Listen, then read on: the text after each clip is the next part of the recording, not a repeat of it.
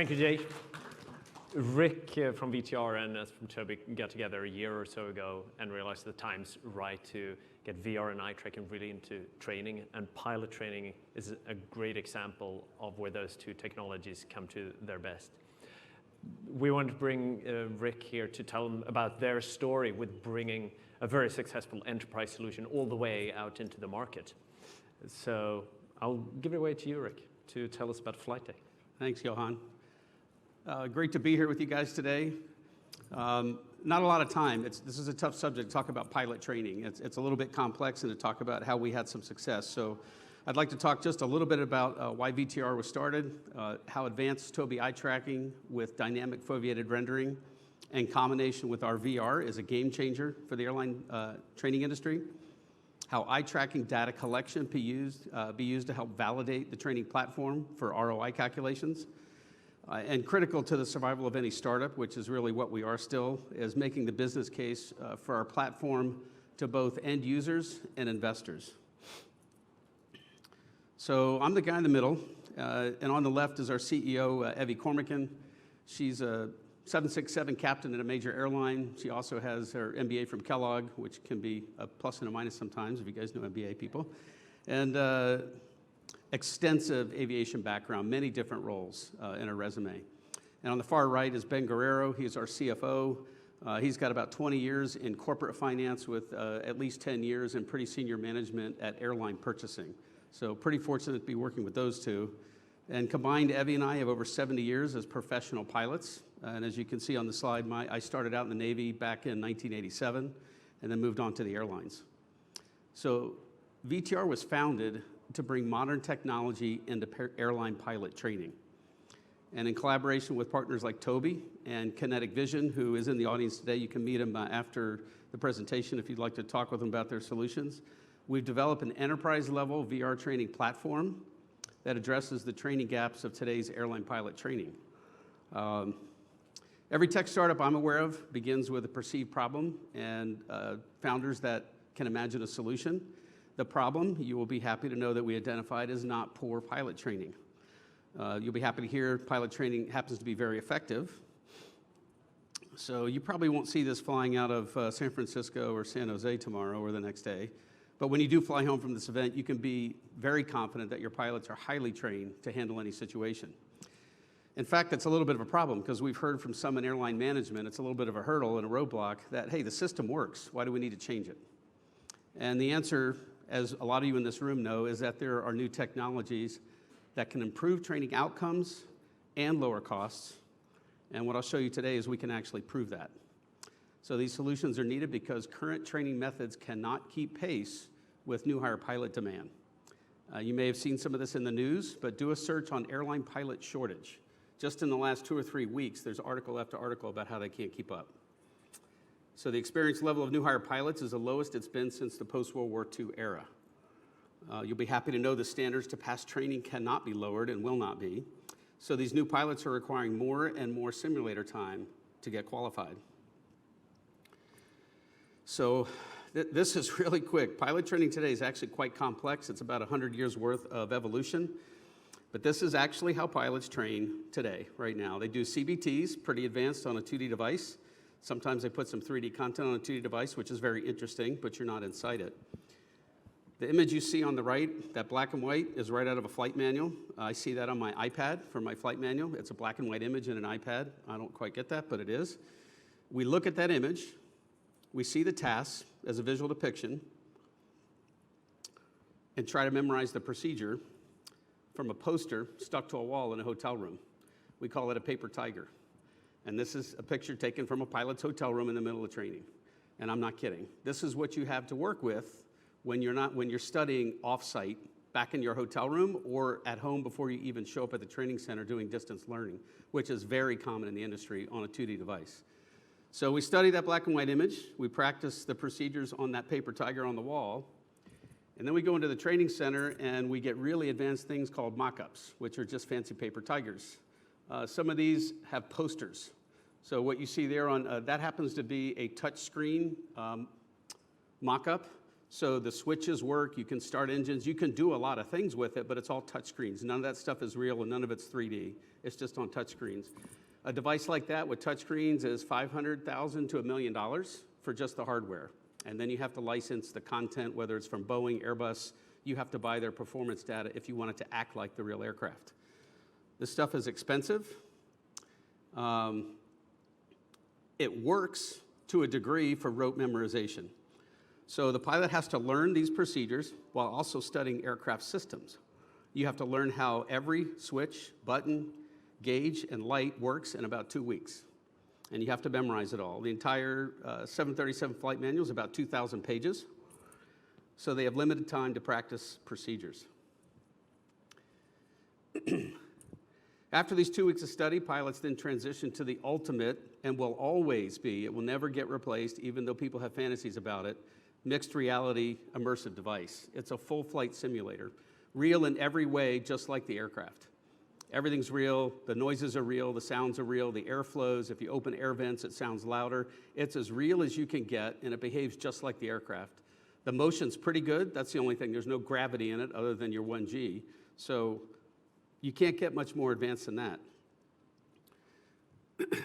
The issue is the difference in training between the black and white image, the paper tiger, and even the mock-up is due to what we call poor ecological validity. And that's a fancy scientific word that I learned about a year and a half ago, that the environment that you train in, the closer that is to the environment that you're going to deploy the skills in, is how close the ecological validity of that device is or that training is. The farther away from reality that you get when you learn those tasks, the less that knowledge transfers into the actual environment. And that really is the problem. So what can we do now? These paper tigers, mock-ups, can be replaced with standalone VR devices, like what we use as a Pico Neo 3 Pro Eye. They can deliver a training environment far superior to what's been available until now. So the image on the left is our proprietary 737-800 flight deck. The image on the right is, of course, 2 pilots sitting in a real simulator, and a great image out the screen. Without the 2 pilots, it'd be kind of difficult to tell the difference. So what makes VTR's solution the game changer in pilot training is the immersive VR environment combined with precision eye tracking. So we can now train pilots where and when to look, validate that they've become proficient at the skill, and use that data to validate the return on investment estimates for the platform. So this is, and I really need to emphasize this, and we say this to airline training management, we walk around, we have to really point out, look, we can train pilots where to look, when they're supposed to look there, and then we can validate them in an evaluation event without any tutorial that they actually do look exactly where they're supposed to look when they're supposed to look there. And this is about 80 to 90% of the job of a pilot. You have to look to validate things. This truly is a disruptive advance in pilot training capability, and it has never existed before for training purposes. It's just been in the lab for science. This wasn't possible until mid-2019, and this is pretty relevant, I think, for other verticals. And it wasn't really practical until just last year. And I'm a little bit of an expert at training pilots and specifically at what we do, but I'm going to let Johan talk about kind of the history of eye tracking and VR and how they've converged. And just briefly, I think what has enabled the VTR team to deploy this is this convergence of technologies. That a lot of this has been around for a long time. VR has been around in various form factors for decades, eye tracking for a long time as well, and you could probably find very old inventions even further back in time. But what happened as head-worn eye tracking got deployed and technically possible, and the first DK ones came out, is these technologies converge. And in 2019, the first VR headsets with eye tracking integrated came out. And by now, they're pretty much becoming standard. The big question mark here is the news and leaks. I know many of you have seen over the last weeks, and public announcements. I think one's going on right now for the headsets that are coming out with eye tracking. So it's exciting to see how the early movers are already taking advantage and making really cool applications that we can see more of here. Yeah, and I'll just, a quick point, I'll pile on with what Johan just said, which is Pico Neo 2i came out, we actually got beta versions of it. I found it at CES and talked them into, I think we got the last 2 beta headsets. I had to really work hard to get that. And then the Neo 3 Pro I came out, and we got beta headsets for that, and I couldn't have been more excited because I'm the guy that has to try to fit these flight decks into a mobile headset, and it's a challenge that our developers are pretty amazing at overcoming. I can't wait for what comes next. I love Pico, they're fantastic, but I really can't wait to see 3K per eye, 4K per eye, more polygons and vertices. So much more detail, which is extremely challenging in a flight deck. So what does that mean? Well, this is how we can train today. So the green circles are visual-only tasks for a 737 pre-flight procedure. And that's just the forward instrument panel. You can pretty much double that on the overhead panel. Every single one of those has to be looked at during the pre-flight procedure. So with the latest advances in the Pico Neo 3 Pro I, which is the only headset I'm aware of currently, as of speaking today, available on the market with built-in eye tracking, we can now train and validate that a pilot can proficiently complete every single one of these.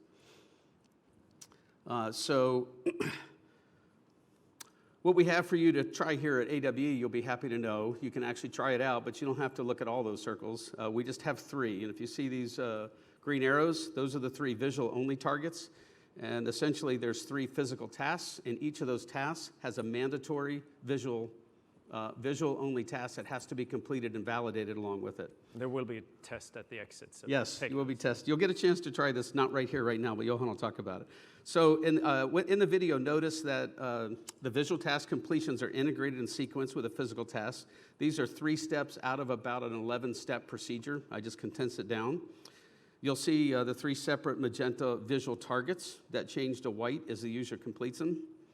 Then we validate the learned skill by removing the training, and the pilot just has a regular flight deck with no tutorial. And we capture the data for how they perform. Do they complete the tasks? And not only that, how long does it take for them to find that target? How many fixations are there? And I'll run the video and you'll see how that works. So you'll see here, I'll hit begin in a second, and this was me in the flight deck. I had to kind of pretend like I didn't know what I was doing. You'll see that data here in a minute. There's a first visual task completion. You see that white blink. There's a physical task. There's the visual target. That's a trim setting. This is a systems check to make sure it's all normal. You have to check the captain's indication. Okay, that's great. We trained you where to look. Now let's see if you learned it. No help. So a lot of questions here for the industry is, well, just how many practices does it take for a pilot to acquire the skill that an expert, I've got about 23 years on this airplane, I find these things in about a quarter second. And mostly I just process it as I look around the flight deck. So I exaggerated here. Every single one of those green circles is a visual fixation from a quarter second to 1 second. The second time around I performed a little bit better. Again, the arrows are the end targets. And then let's see if we're going to advance here. There's a third one. So you'll look at each of the 3 arrows. It captures where you're looking. So at step 1, it's just a flap gauge in the center. Over to the right, I'm looking at a trim switch on the control wheel. And as soon as I pull that switch, it's tracking my eyes from that 10th of a second. The eyes go right to the targets. And that's what we want to see from a new hire pilot before they go get in the simulator. Otherwise, they're wasting time looking around for things because they don't know how to find them. So what does all this mean? Well, pilot training is expensive. It's becoming inefficient. We have escalating retrain rates with lower time new hire pilots. Training costs are rising significantly. Do a search on United Airlines. They just announced a $100 million new building to add 8 simulators. $100 million for 8 simulators. Limited flight deck access for pilots in training. Simulator time is not being used as efficiently as it could. And so what are the solutions? And we take this to the airlines. Virtual reality with Tobii eye tracking improves training outcomes, and we can validate that. It lowers costs. Virtually unlimited flight deck access. In fact, it's too much access. We almost have to limit the pilots or they stay in there too long, is what the data is showing us. Pilots are better prepared for a full flight simulator. And why does that really matter? Full flight simulators are expensive. They're $500 to $1,500 per hour to operate. VR with Tobii eye tracking, it's about $35 a day on average, depending on the custom content. So we integrate immersive technologies to deliver advanced remote learning, improving training outcomes, lowering costs. So the problem is real. Airlines need a solution. Better training, better technology is here right now. So what are the hurdles to adoption? Because we've run into a lot over the last couple of years, on top of COVID, by the way, that we've all been dealing with, right? Not the best time to be launching into in a vertical. The solution is very new, and we're hearing this across verticals. I'm hearing it from other companies that everybody wants a proof of concept. Nobody wants to sign a contract.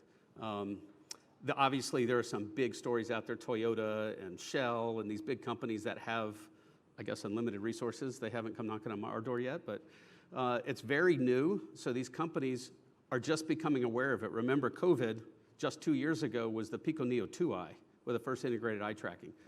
There was some eye tracking in devices ahead of that, but not much. And so this is all very new to them. Even VR is new to them. They weren't looking 2 years ago seriously. They were busy trying to survive. And so no airline use case data to support an ROI. This has never been done at an airline before, and nobody wants to be the first. So our early success, and this is public now, there was a news article put out, you can do a search on VTR and JetBlue. We worked for probably at least 6 months with JetBlue Technology Ventures. So it took a lot of communication and education, which I think is absolutely critical. Our sales team wants to go sell, and that's what salespeople do, and they're brilliant. We couldn't survive without them. But this, you can't sell this. You have to educate it, and the people have to get it. It's just too complicated at most levels. It's a lot of hard work getting that message out. We educated the stakeholders that are actually looking for innovation and adjusted to the realities of a market. We had a business plan. We went to market, and it didn't survive very long. We ran headlong into COVID, and people, this has never been done before. They wanted data.